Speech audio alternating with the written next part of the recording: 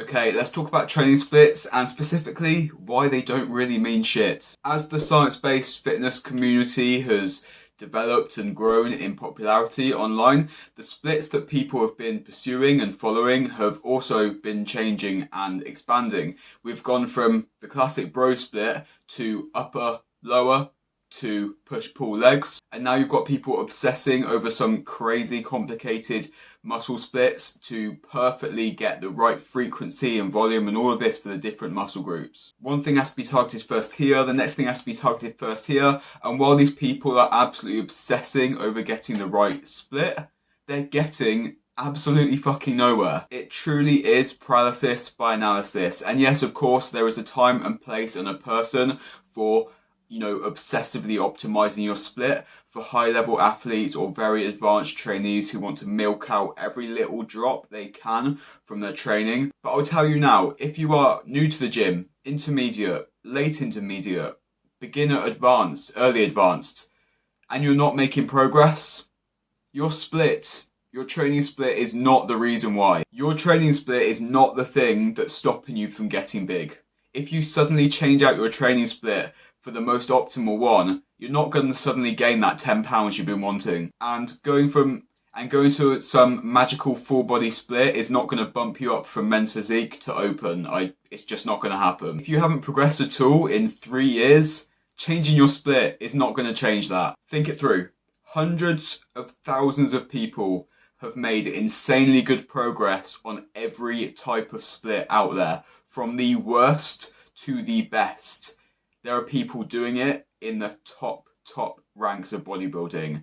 And then on the other hand, you've got all of those same splits with hundreds of thousands of people doing them who have got absolutely nothing to show for it. Terrible results. The majority of pros in the Olympia are literally doing bro splits, which we know isn't the optimal thing to do based on science. And then you've got little guys in the gym doing the optimal thing for science. And they're little guys in the gym, they're not in the Olympia. Hundreds of thousands of people have made amazing progress and hundreds of thousands of people have made crap progress, all doing every kind of split you can imagine. So if your training split is truly the thing holding you back, then you've done something really wrong. So training split doesn't matter. It is purely a means to an end. Your training split creates the home for the things that do matter. Your training volume, your training frequency, your exercise selection, and the way you perform those exercises. These are the things that do matter. So what your training split needs to do is accommodate those things. If you need 10 sets of chest 3 times per week,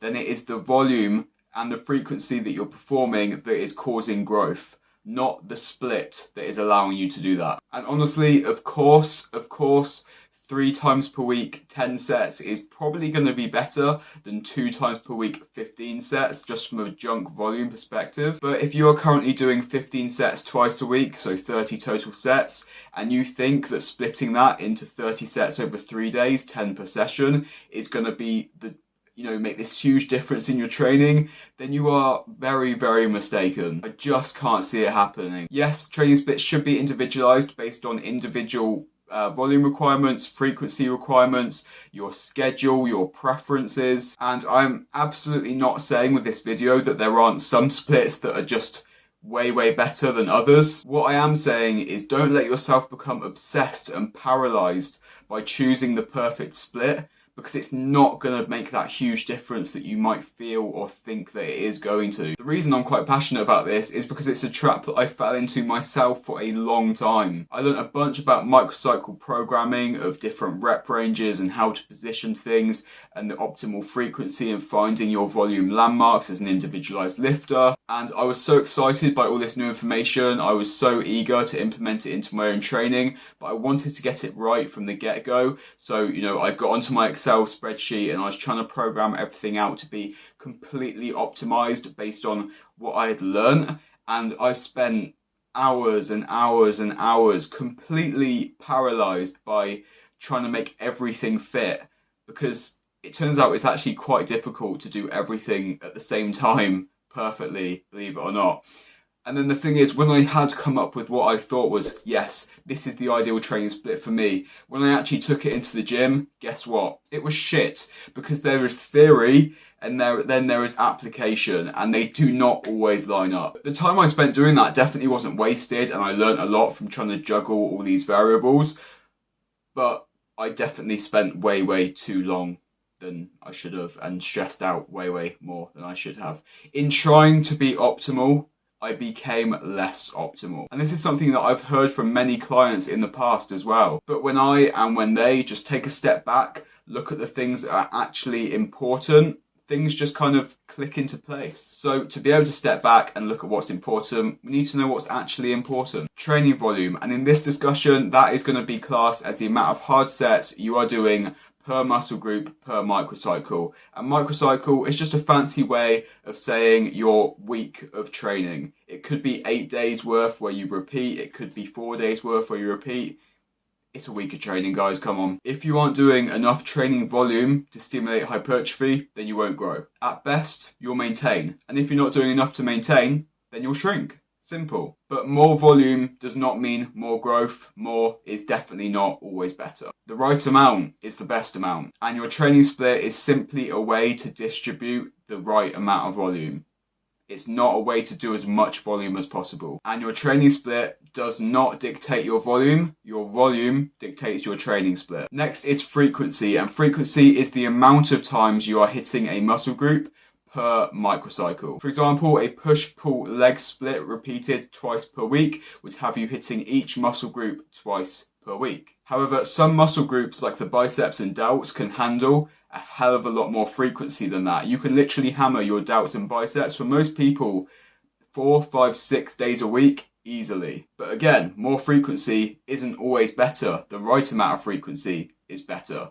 Because if you try to do that same frequency for your quads or your chest, you will probably die. Increasing frequency for those muscle groups that can handle it will allow for better quality volume and more volume when they need it. But too much frequency for muscle groups that can't handle it, and you'll be under recovered, you'll have a big increase in injury risk, and you won't grow because you'll just be in this trap of rebuilding and never actually growing. So getting your frequency right for each muscle group is definitely in your best interest. And again, your training split shouldn't dictate your frequency requirement should dictate your training split. Moving away from training, nutrition. If you are busting a nut trying to get the perfect training split to build muscle, but you're not eating in a calorie surplus and you're not progressing, it is not because of your training split, it's because you're eating like a 13-year-old girl. Like I've said all throughout this video, changing your split is not going to make the difference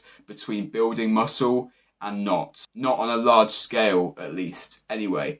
But sorting your nutrition out literally could be and probably will be the difference between no progress and your maximal progress. Nutrition definitely could be the reason why your progress has stalled, whereas your training split most definitely isn't. So if you're going to be obsessed with anything, make it nutrition. If you're going to be paralyzed by analysis with anything, make it nutrition, because nutrition is super important.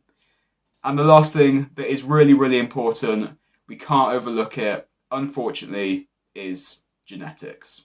Progressive Physique Coaching application form is the top link in my description. You can email me, ashmaypt@gmail.com, with any questions you have about working with me. You can also check out my website, www.progressivephysiquecoaching.co.uk, for more information about online coaching. Until the next one, see you later, guys.